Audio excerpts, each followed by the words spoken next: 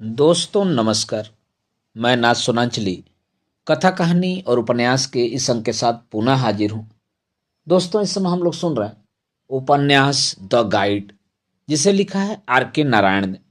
दोस्तों अब तक मैं उपन्यास द गाइड के हिंदी रूपांतरण के 10वें अध्याय तक का वाचन अपने वाचन के पिछले क्रम में कर चुका हूँ।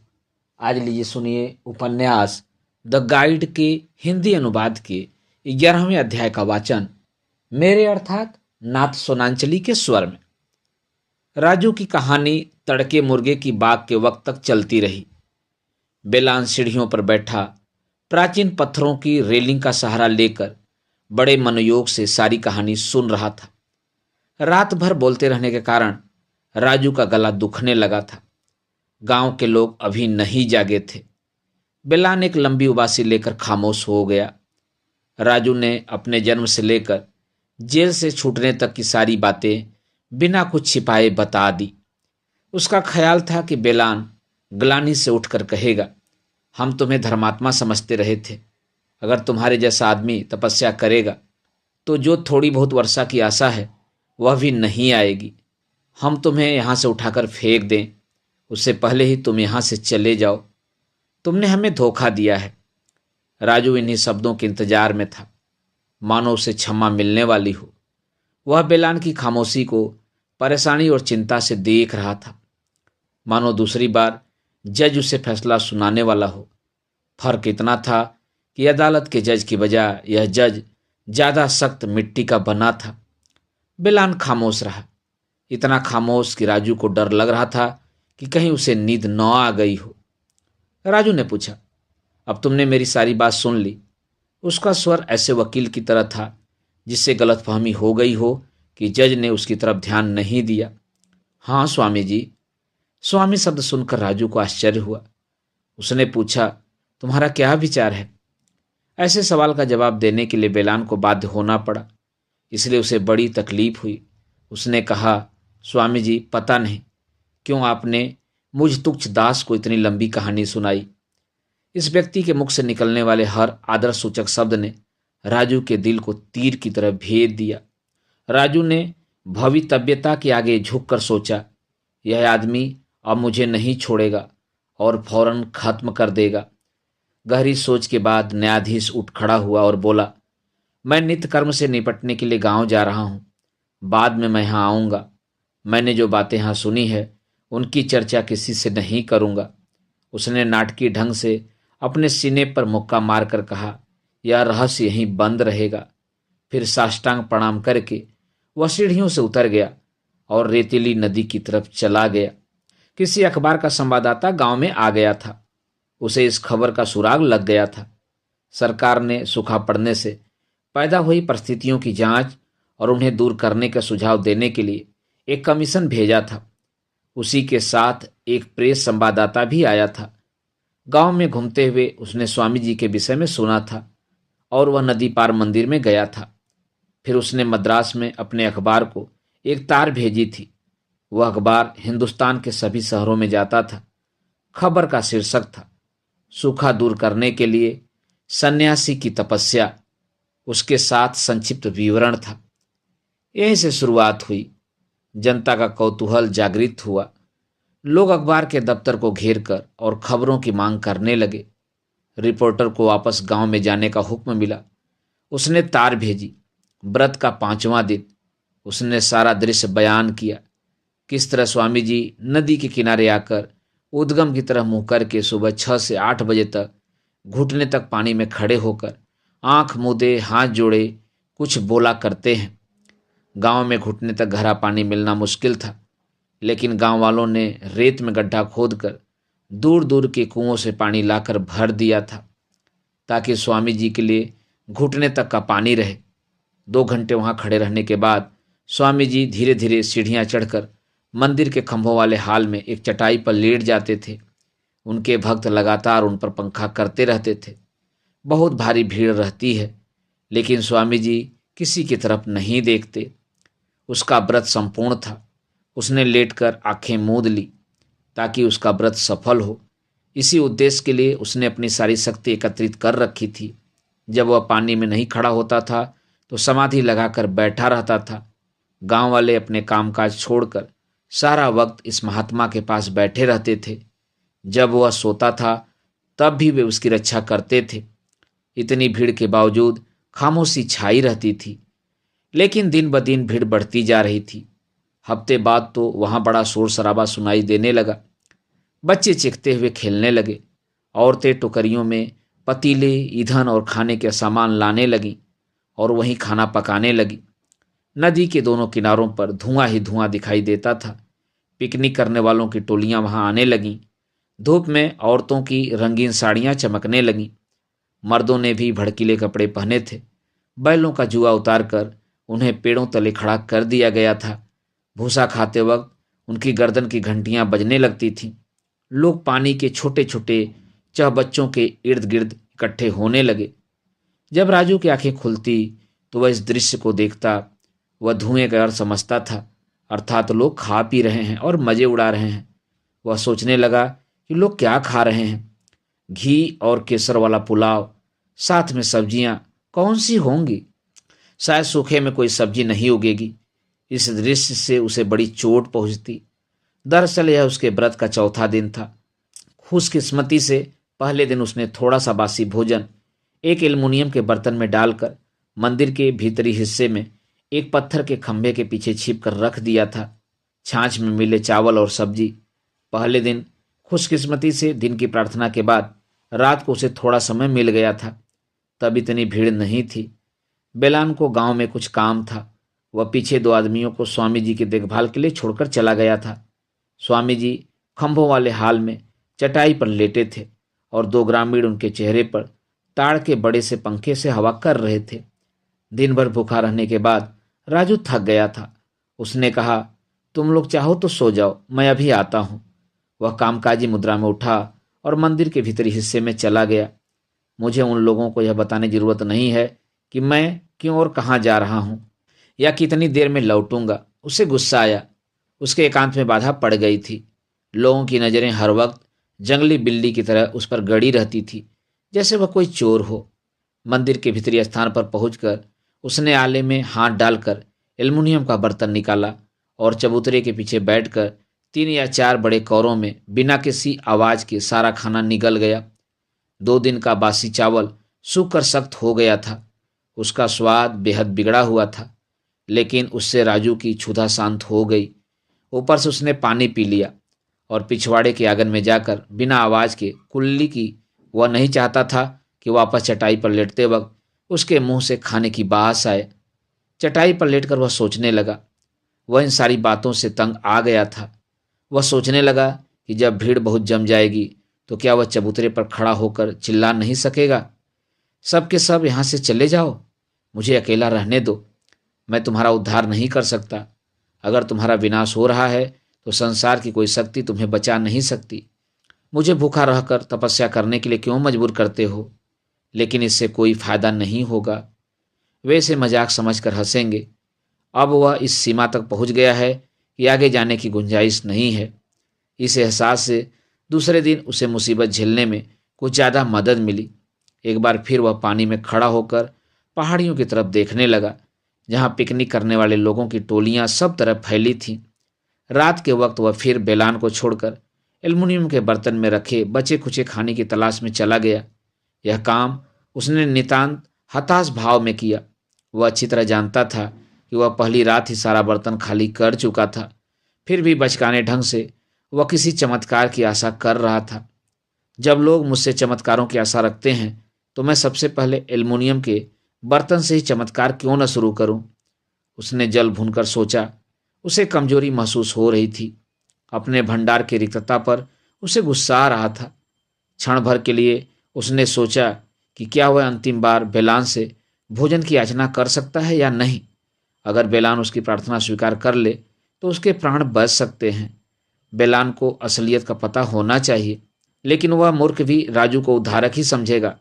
राजू ने क्रुद्ध भाव से एल्युमिनियम का बर्तन फर्श पर पटक दिया और जाकर चटाई पर बैठ गया। अगर बर्तन टूट गया तो उसका कोई इस्तेमाल तो नहीं होने वाला था। खाली बर्तन को सर चढ़ाने से क्या होगा? जब वह बैठ गया तो बेलान ने आदरपूर्वक कहा, यह आवाज़ कैसी थी महाराज? खाली बर्तन की। क्या तुमने कहावत नहीं सुनी कि खाली बर्तन ज्यादा शोर मचाता है? बेलान विनयपूर्वक हंस पड़ा और उसने प्रशंसा भरे स्वर में कहा, महाराज, कितनी अच्छी और दार्शनिक बातें आपने अपने दिमाग में जमा कर ली हैं। राजू आंखें फाड़ फाड़ कर बेलान की तरफ देखने लगा। बेलान की वजह से ही उसकी दुर्दशा हो रही है। वह अपने घर क्यों नहीं जाता? कितना अच्छा हो अगर नदी पार करते वक्त मगरमच्छ उसे पकड़ ले। लेकिन बेचारा बूढ़ा मगरमच्छ, जो कि उदंती बन गया था, अब सूख चुका था। जब उसका पेट खोला गया तो उसमें से 10,000 रुपये के जेवर निकले थे। इसका मतलब यह था कि मगरमच्छ सिर्फ औरतों को खाता था? नहीं, नस्वार की कुछ डिबियाँ और मर्दों की एयरिंग भी मिले थे। सबकी जबान पर एक ही सवाल था, इस खजाने का अधिकारी कौन है? गांव वालों ने मामले को ही दबा दिया था। वे नहीं चाहते थे कि सरकार तक इसकी भनक पहुंचे और सरकार सब गड़े खजाने की तरह इस खजाने की भी मांग करे। उन्होंने अफवाह फैलाई कि मगरमच्छ के पेट में 2 घटिया किस्म के गहने निकले हैं। दरअसल जिस आदमी ने मगरमच्छ का पेट चीरा था वह भारी जायदाद का मालिक बन गया था। लेकिन उसे मगरमच्छ का पेट काटने की इजाज़त किसने दी थी? कौन कह सकता है? ऐसी हालत में लोग इजाज़त के लिए नहीं रुकते। जब मगरमच्छ मरा हुआ पाया गया था तो लोगों के बीच इस तरह की बातें हुई थी। उसे पंखा झलते झलते बेलान सो गया था। अभी पंखा उसके हाथ में ही था। राजू जाग रहा था। उसके विचार रुग्णता और हास्यास्पदता की गहराइयों को छू रहे थे। बेलान को उस मुद्रा में बैठे देखकर राजू को दया आ गई। बेचारा बहुत उत्साह में था और इस तपस्या को सफल बनाने के लिए खुद कष्ट उठा रहा था। भोजन के सिवा वह स्वामी जी के लिए हर सुख सुविधा जुटा रहा था।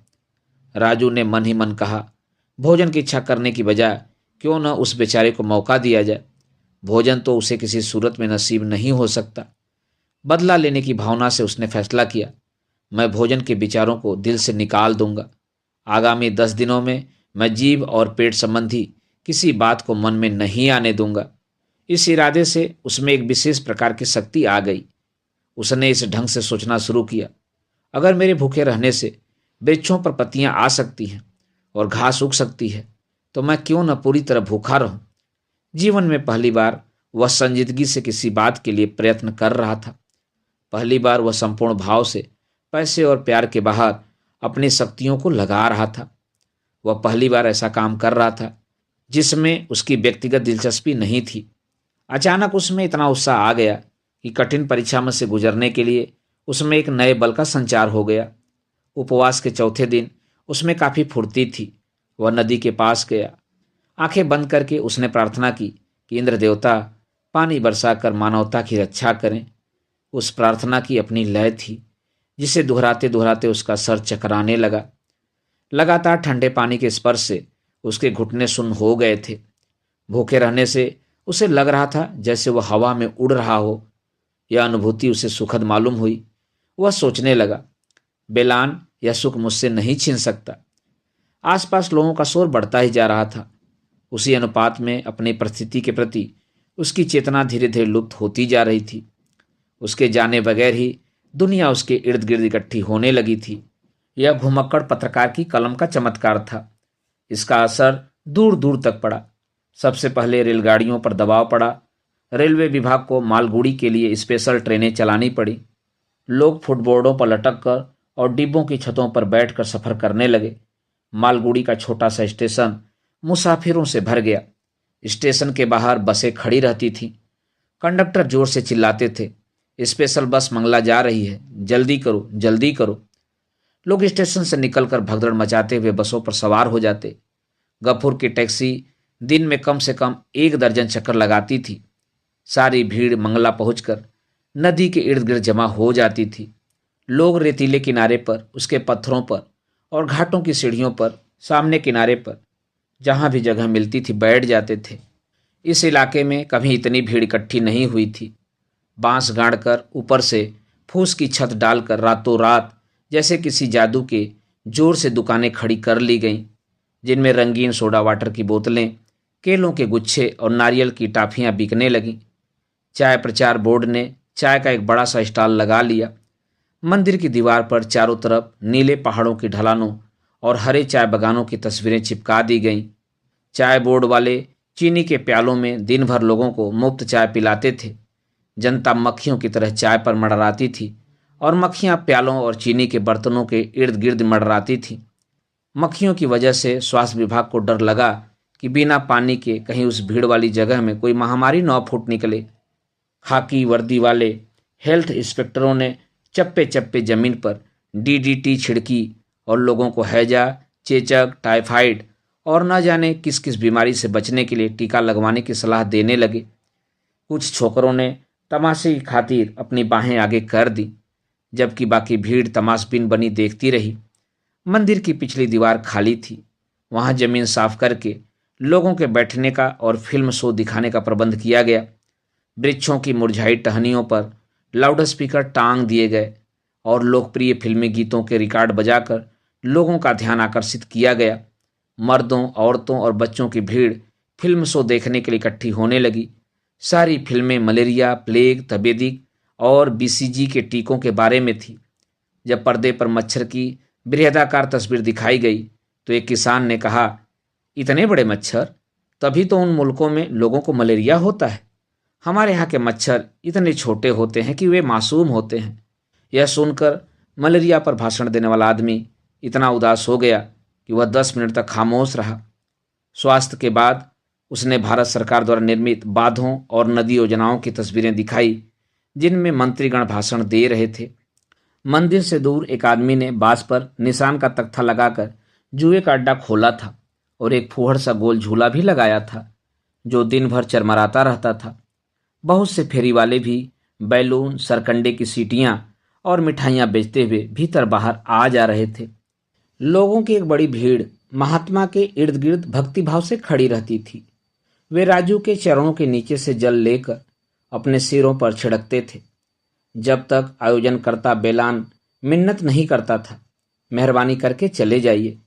अगर आपने दर्शन कर लिए हैं तो दूसरे लोगों को भी मौका दीजिए। स्वार्थी मत बने। तब तक लोग आगे नहीं बढ़ते थे। जब स्वामी जी हाल में आकर चटाई पर लेटते, उस वक्त भी लोग उनके दर्शनार्थ आते और फिर बेलान उन्हें सरकने के लिए कहता। कुछ लोगों को महात्मा के नज़दीक चटाई के किनारे बैठने का विशेषाधिकार प्राप्त था। उनमें से एक स्कूल मास्टर था, जिसने देश के कोने कोने से आने वाली डाक और तारों का जिम्मा ले लिया था। इन पत्रों और तारों में स्वामी जी की सफलता के लिए कामना की गई थी। मंगल के डाकघर में सिर्फ एक डाकिया था, जो हफ्ते में एक बार गांव आता था। अगर कोई तार आती थी तो वह नदी के रास्ते 7 मील दूर स्थित गांव अरुणा में पहुंचती थी, और जब कोई मंगल आने वाला आदमी मिलता था तो उसके हाथ भेजी जाती थी। लेकिन अब उस छोटे से तारघर को क्षण भर का आराम नहीं मिलता था। दिन रात संदेश आते रहते थे। ऊपर केवल स्वामी जी लिखा रहता था। स्पेशल हरकारे उन जमा हुई तारों को लेकर मंगल जाते थे। इसके अलावा तारघर से बहुत सी तारें बाहर भेजी जाती थीं।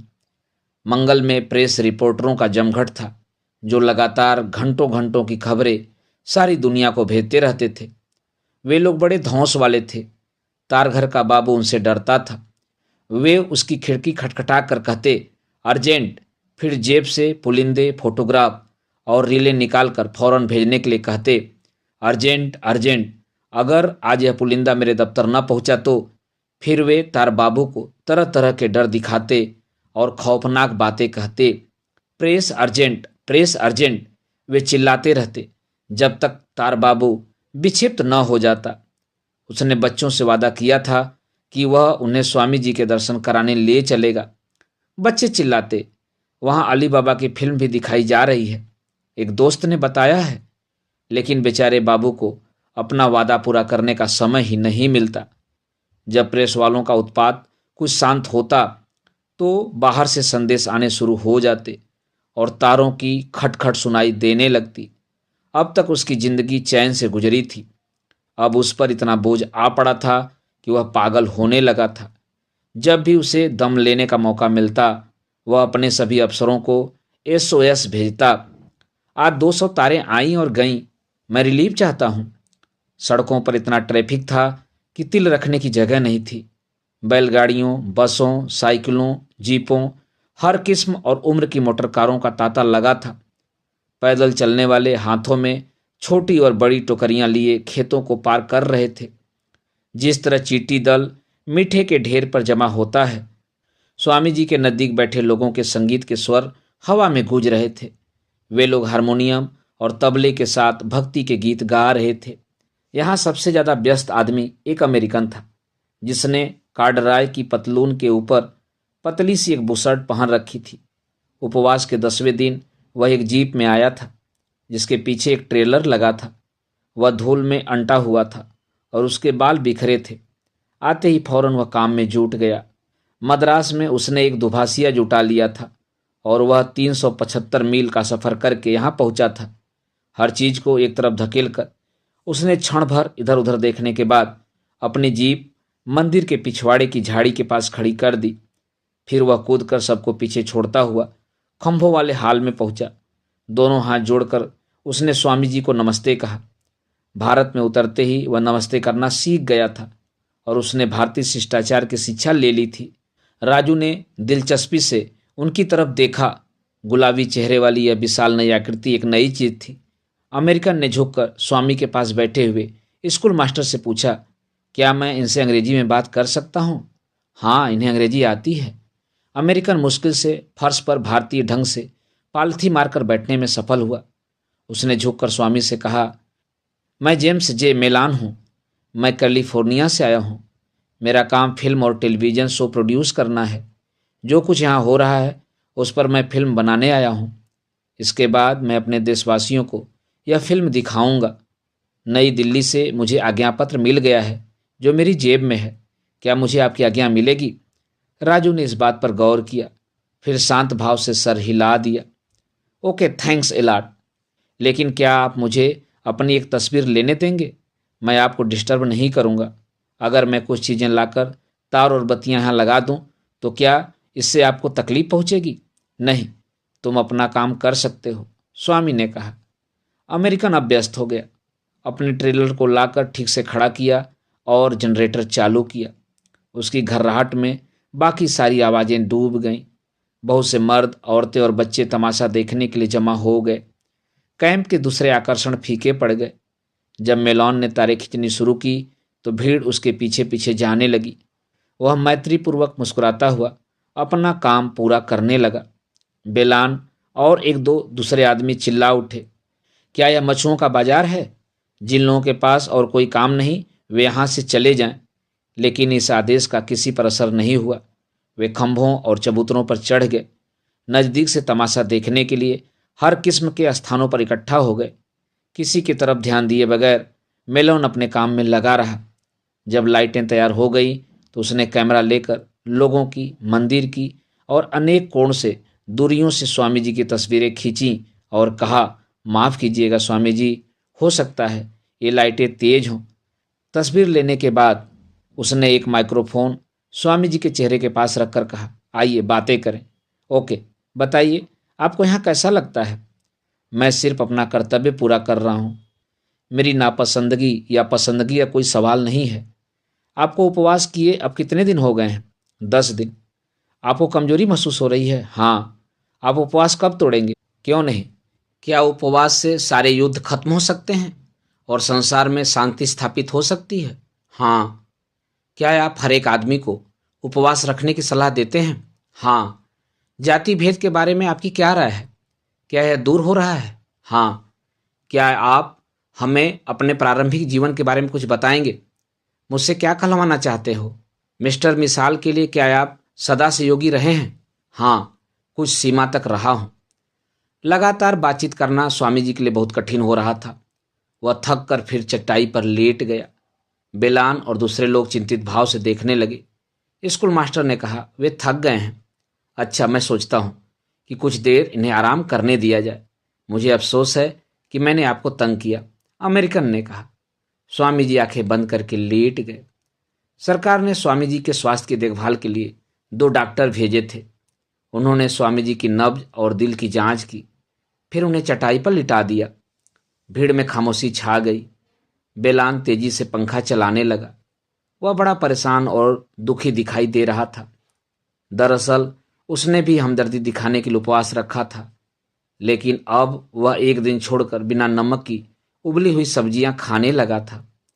वह बेहद थका मादा दिखाई दे रहा था। उसने स्कूल मास्टर से कहा, एक दिन और। मुझे यह सोचकर डर लगता है कि वे एक दिन और कैसे काटेंगे। मेलॉन धैर्यपूर्वक इंतजार करता रहा। फिर उसने डॉक्टर की ओर देखकर पूछा, कैसा हालत है? बहुत संतोषजनक नहीं। ब्लड प्रेशर 200 तक पहुंच गया है। हमें डर है कि इसका एक गुर्दा खराब हो गया है। बदन में पेशाब का जहर फैलने लगा है। हम इन्हें सेलाइन और ग्लूकोज की थोड़ी थोड़ी मात्रा देने की कोशिश कर रहे हैं। देश के लिए इनकी जिंदगी बहुत कीमती है। मेलोन ने माइक्रोफोन आगे बढ़ाकर कहा, क्या आप इनकी सेहत के बारे में कुछ शब्द कहेंगे? वह हाल की सीढ़ियों पर बनी एक हाथी की मूर्ति के ऊपर बैठा था। डॉक्टरों ने घबराकर एक दूसरे की तरफ देखकर कहा, सॉरी, हम सरकारी नौकर हैं। बिना इजाज़त के हम कुछ नहीं कह सकते। हमारी रिपोर्टें सीधे हेडक्वार्टर पहुंचती हैं। वे ही जनता को बताते हैं। सॉरी, हम सीधे आपको नहीं बता सकते। ओके, मैं आपके रस्म रिवाजों पर चोट नहीं करूंगा। मिलान ने अपनी घड़ी देखकर कहा, आज के लिए इतना काफ़ी है। फिर स्कूल मास्टर के पास आकर पूछा, बताइए, कल स्वामी जी नदी में कितने बजे दाखिल होंगे? 6 बजे सुबह। क्या आप आकर मुझे वह जगह दिखा सकते हैं? स्कूल मास्टर उठकर उसे अपने साथ ले गया। अमेरिकन ने कहा, रुको रुको, पहले मुझे उनकी नकल करके यह बताओ कि वे कहाँ से चलेंगे, ऊपर कैसे जाएंगे और वे कहाँ रुककर खड़े होते हैं। स्कूल मास्टर हिचकिचाया। उसे महात्मा की नकल करने में संकोच हो रहा था। अमेरिकन उसे आग्रह करता गया, आओ भी, मेरी जरा मदद करो। अगर कोई गड़बड़ हुई तो मैं संभाल लूंगा। स्कूल मास्टर ने तख्त शुरू किया, वे यहाँ से चलना आरंभ करते हैं। अब मेरे पीछे पीछे आइए। उसने नदी तक का पूरा मार्ग चलकर दिखाया और वह स्थान भी बताया जहाँ स्वामी जी पानी में 2 घंटों तक खड़े रहकर प्रार्थना करते हैं। भीड़ इन दोनों की हरकतों का निरीक्षण करती हुई साथ साथ चल रही थी। किसी ने भीड़ में से मजाक करते हुए कहा, ओहो, अब तो मास्टर भी तपस्या करेगा और उपवास रखेगा। और सारे लोग ठहाका मारकर हंस पड़े। मेलोन बीच बीच में भीड़ की ओर देखकर मुस्कुरा देता था, यद्यपि उसे यह नहीं मालूम था कि वे क्या कह रहे थे। उसने हर कोने से उस स्थान की जांच पड़ताल की, जनरेटर से उसकी दूरी नापी और स्कूल मास्टर से हाथ मिलाते हुए कहा, अच्छा, कल सुबह मिलेंगे। फिर इंजन के शोर और झाड़ियों और गड्ढों पर से उछलती हुई जीप में बैठकर सड़क की ओर चला गया। 11वें दिन प्रातःकाल। चूंकि यह उपवास का आखिरी दिन था, इसलिए रात भर बाहर से आने वालों का तांता लगा रहा और भीड़ तिगुनी हो गई थी। रात भर आने वाले लोगों का शोरगुल और सड़कों और गलियारों में गाड़ियों और मोटरों के चलने की आवाज़ें आती रहीं। बेलान और उसके साथियों ने खंभे वाले हाल से भीड़ का रेला दूर रखने के लिए घेरा बना लिया था। वह कहता, स्वामी जी को सांस लेने के लिए शुद्ध वायु की जरूरत है। वे सिर्फ हवा पर ही जी रहे हैं, इसलिए हवा को अशुद्ध मत करो। नदी पर सब लोग उनके दर्शन कर सकेंगे। मैं वादा करता हूँ, इस वक्त वापस जाओ। स्वामी जी विश्राम कर रहे हैं। रात भर उन लोगों को निगरानी करनी पड़ी थी। असंख्य लैंपों और लालटेनों की रोशनियां झाड़ियों, पेड़ों और दीवारों पर विचित्र विचित्र छायाकृतियां बना रही थीं। तड़के 5:30 बजे डॉक्टरों ने स्वामी जी की परीक्षा की। उन्होंने एक बुलेटिन लिखकर उस पर हस्ताक्षर किए। उसमें उन्होंने कहा कि स्वामी जी की हालत बहुत गंभीर है। वे ग्लूकोज और सेलाइन लेने से इनकार करते हैं। उनको अपना उपवास तुरंत तोड़ देना चाहिए। क्या कार्रवाई की जाए, इसकी हिदायत भेजें। उन्होंने अपने सदर दफ्तर को तार द्वारा यह सूचना भेजने के लिए एक आदमी दौड़ाया। यह टॉप प्रायोरिटी सरकारी टेलीग्राम था और इसका 1 घंटे के भीतर ही जवाब आ गया। स्वामी जी के जीवन की रक्षा जरूरी है। आग्रह करके उन्हें उपवास तोड़ने के लिए राजी करो। जीवन को खतरे में न डालें। ग्लूकोज और सेलाइन देने की कोशिश करो। स्वामी जी से आग्रह करो कि उपवास बाद में वे फिर कभी करें। डॉक्टरों ने स्वामी के पास बैठकर उन्हें यह संदेश पढ़ सुनाया। इस पर वह मुस्कुरा दिया। उसने बेलान को संकेत द्वारा पास आने के लिए कहा। डॉक्टरों ने फिर अनुरोध किया, स्वामी जी से कहो कि वे अपने जीवन की रक्षा करें। मेहरबानी करके इन्हें राजी करें, ये बहुत क्षीण हो गए हैं। बेलान ने झुककर स्वामी से कहा। डॉक्टर कहते हैं कि इसके उत्तर में राजू ने बेलान को और निकट आने का संकेत किया और फिर क्षीण स्वर में फुसफुसाते हुए कहा, मुझे खड़ा होने में मदद करो। और वह उसका सहारा लेकर उठने की कोशिश करने लगा। वह खड़ा हो गया। बेलान और उसके एक साथी को दोनों बगलों से थामकर उसे सहारा देना पड़ा। गंभीर शांति के बीच सारी भीड़ उसके पीछे चल दी। हर एक के मुख पर गंभीर उदात्त भावना थी। पूरब के आकाश में उषा की लाली थी। कैंप में बहुत से लोग अभी तक सो रहे थे। राजू में चलने की शक्ति नहीं थी, फिर भी वह सारा मार्ग चलकर तय करने पर तुला था। इस श्रम से वह हाँफ रहा था। वह नदी के घाट की सीढ़ियां उतरकर नीचे गया। हर सीढ़ी पर रुककर सांस लेते हुए वह आखिरकार नीचे पानी के किनारे तक पहुंच गया। वह पानी में दाखिल हुआ। आंखें बंद करके वह पहाड़ की ओर मुड़ा। उसके होठ प्रार्थना के शब्दों से हिल रहे थे। बेलान और उसका साथी उसकी बाहों को थामे सहारा दे रहे थे। इस समय तक प्रातः का सूरज क्षितिज के ऊपर उठ आया था। प्रकाश की किरणों ने सारे दृश्य पट को आलोकित कर दिया था। राजू को पैरों के बल खड़े रहने में बेलान और उसके साथी को बड़ी कठिनाई महसूस हो रही थी, क्योंकि वह गिर रहा था। वह उसे इस तरह थामे रहे जैसे वह एक शिशु हो। राजू ने आंखें खोली, चारों ओर दृष्टि डाली और कहा, बेलान, पहाड़ियों पर वर्षा हो रही है। मैं वर्षा को अपने पांव, अपनी टांगों पर आते हुए महसूस कर रहा हूं। और यह कहकर वह निढाल होकर वहीं गिर पड़ा। दोस्तों, अभी आप सुन रहे थे R.K. नारायण के लिखे उपन्यास द गाइड के हिंदी अनुवाद के आखिरी अध्याय अर्थात 11वें अध्याय का वाचन मेरे अर्थात नाथ सोनांचली के स्वर में। दोस्तों, यह उपन्यास आपको कैसा लगा? अपनी प्रतिक्रिया कमेंट बॉक्स में अवश्य दीजिएगा। फिर मिलते हैं एक नए उपन्यास, कहानी, किस्से के साथ। तब तक के लिए जुड़े रहिए। धन्यवाद। नमस्कार।